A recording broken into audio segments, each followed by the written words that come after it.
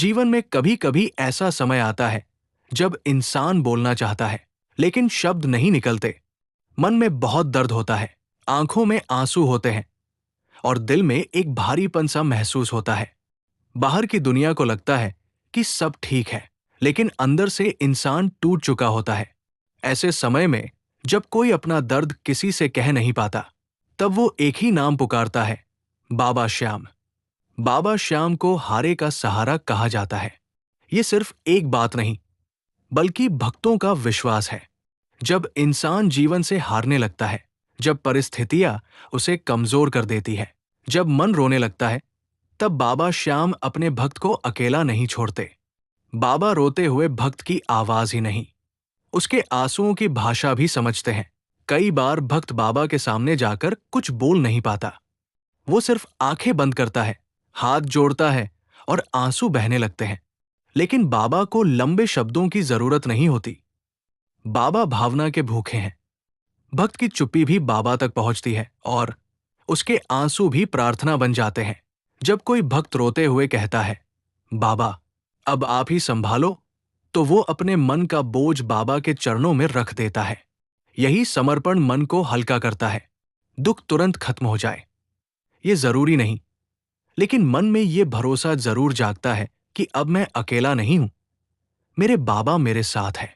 रोता हुआ मन सबसे पहले सहारा चाहता है। उसे सलाह नहीं चाहिए, उसे ताना नहीं चाहिए, उसे ये सुनना नहीं चाहिए कि मजबूत बनो। उसे बस इतना चाहिए कि कोई उसे समझे। बाबा श्याम वही समझ देते हैं। बाबा भक्त को ये एहसास कराते हैं कि उसके दुख को कोई देख रहा है, उसकी पीड़ा को कोई सुन रहा है और उसके आंसू बेकार नहीं जा रहे। बाबा श्याम भक्त को पहले अंदर से संभालते हैं। जब मन बहुत बेचैन होता है, तो कोई भी रास्ता साफ नहीं दिखता। हर बात बोझ लगती है, हर समस्या बड़ी लगती है और हर दिन मुश्किल लगता है। लेकिन जैसे ही भक्त प्रेम से जय श्री श्याम कहता है, उसके मन में धीरे धीरे शांति आने लगती है। यही श्याम नाम की शक्ति है। बाबा श्याम रोते हुए भक्त को विश्वास देते हैं। वो मन में ये भाव जगाते हैं कि ये दुख हमेशा नहीं रहेगा। जैसे रात कितनी भी लंबी हो, सुबह जरूर आती है, वैसे ही कठिन समय भी बाबा की कृपा से गुजर जाता है। आंसू आज है, लेकिन बाबा की कृपा से कल मुस्कान भी लौट सकती है। कई बार भक्त सोचता है कि बाबा मेरी सुनते क्यों नहीं। मैं इतना रो रहा हूं, इतनी प्रार्थना कर रहा हूं, फिर भी मेरी समस्या हल क्यों नहीं हो रही।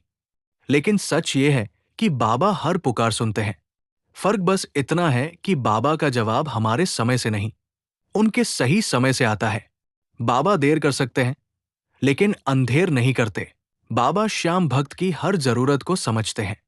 कभी बाबा समस्या को दूर करते हैं, कभी समस्या से लड़ने की हिम्मत देते हैं, कभी रास्ता खोलते हैं, कभी धैर्य देते हैं, कभी मनोकामना पूरी करते हैं, कभी मन को ये समझ देते हैं कि जो नहीं मिला वो भी शायद हमारे हित में था।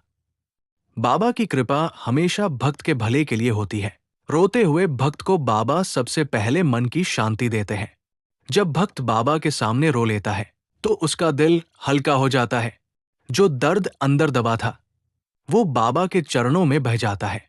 दुनिया के सामने रोना कमजोरी लग सकता है, लेकिन बाबा के सामने रोना भक्ति है, क्योंकि वहां कोई दिखावा नहीं होता, केवल सच्चा भाव होता है। बाबा के दरबार में रोते हुए आने वाला भक्त खाली नहीं लौटता। उसे कोई न कोई प्रसाद जरूर मिलता है। कभी मन की शांति का, कभी हिम्मत का, कभी धैर्य का, कभी सही दिशा का और कभी नई उम्मीद का। बाबा अपने भक्त को टूटने नहीं देते, वो उसे धीरे धीरे फिर से खड़ा कर देते हैं। खाटू श्याम जी की महिमा यही है कि वे दुखी मन को भी अपना लेते हैं। उनके दरबार में कोई छोटा बड़ा नहीं होता। अमीर हो या गरीब, सफल हो या संघर्ष कर रहा हो, खुश हो या दुखी, बाबा के सामने सब भक्त है। बाबा हर उस व्यक्ति को अपनाते हैं जो सच्चे मन से उन्हें पुकारता है। जब भक्त रोते हुए बाबा से कहता है, मेरी बात सुन लो, तो बाबा उसकी बात जरूर सुनते हैं।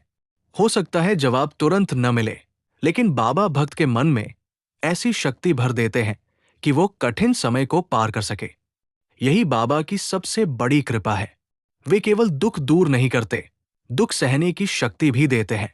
कई बार जीवन हमें इसलिए रुलाता है ताकि हम बाबा के और करीब आ सकें। सुख में इंसान दुनिया में उलझ जाता है, लेकिन दुख में वो सच्चे मन से भगवान को याद करता है। रोते हुए निकली हुई पुकार सबसे सच्ची होती है, क्योंकि उसमें दिखावा नहीं होता, उसमें केवल दर्द, भरोसा और समर्पण होता है।